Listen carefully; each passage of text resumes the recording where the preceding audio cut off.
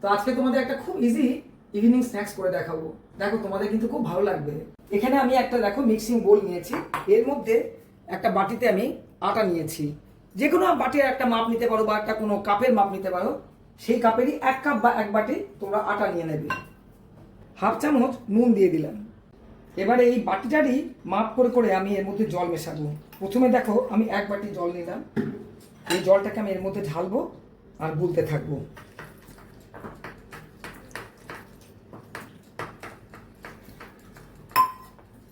খুব ভালো করে এটাকে মিশিয়ে নেবো যাতে জলটা বেশ সুন্দরভাবে মিশে যায় আর কোনো দলা যেন না থাকে।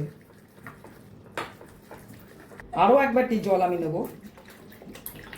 দিয়ে এটাকে মেশাবো আর ভালো করে নাড়তে থাকবো।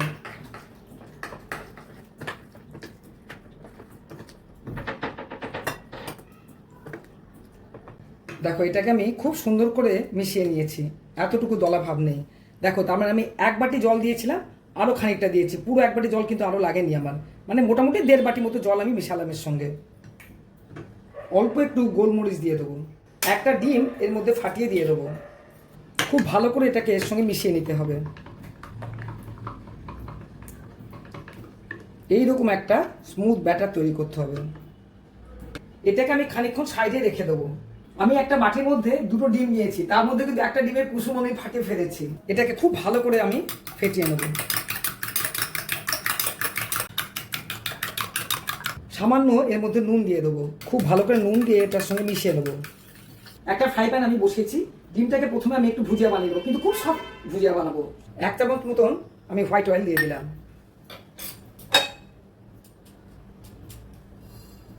ডিমটাকে আমি এর মধ্যে দিয়ে দেবো, দিয়ে সাথে সাথে আমি ডিমটাকে একটু চালিয়ে নেবো এইভাবে, আর হালকা হালকা করে ডিমটাকে আমি এর মধ্যে দিয়ে দেবো। খুব বেশি শক্ত হতে দেবো না ডিমটাকে আমি।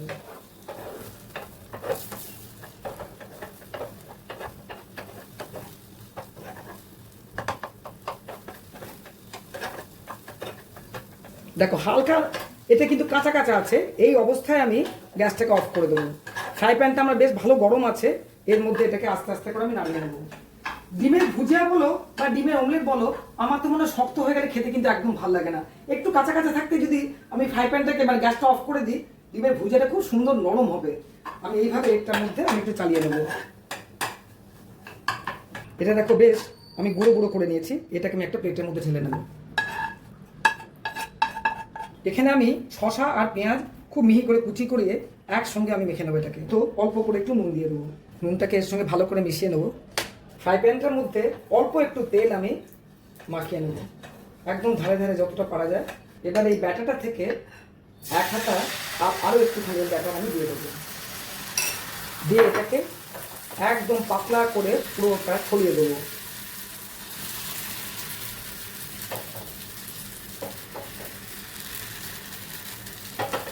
একটু শুকনো হওয়া পর্যন্ত আমি ওয়েট করবো ওপরটা। দেখো ওপরটা কিন্তু বেশ ভালো শুকনো হয়ে গেছে। এবারে এটাকে আমি হালকা করে উল্টো করে দেবো, এর ওপরে অল্প একটুখানি সস আমি বুলিয়ে দেবো।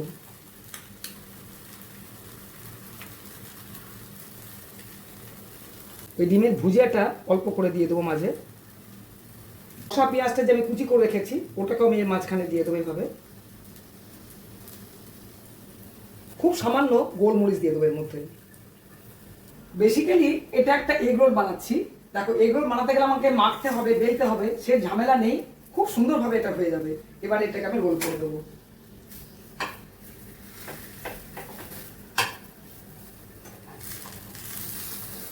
এবারে এটাকে আমি একটা প্লেটের মধ্যে উঠিয়ে নেবো।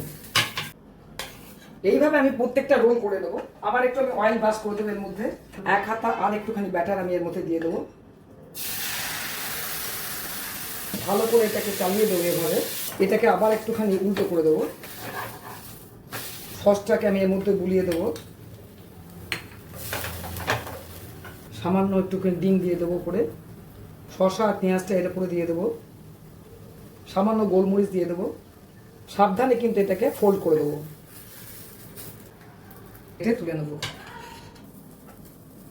ইভিনিং স্ন্যাক্স কিন্তু একদম রেডি, খুব অল্প তেলে এবং খেতেও দারুণ টেস্টি হয়। তোমরা অবশ্যই একবার ট্রাই করে দেখো।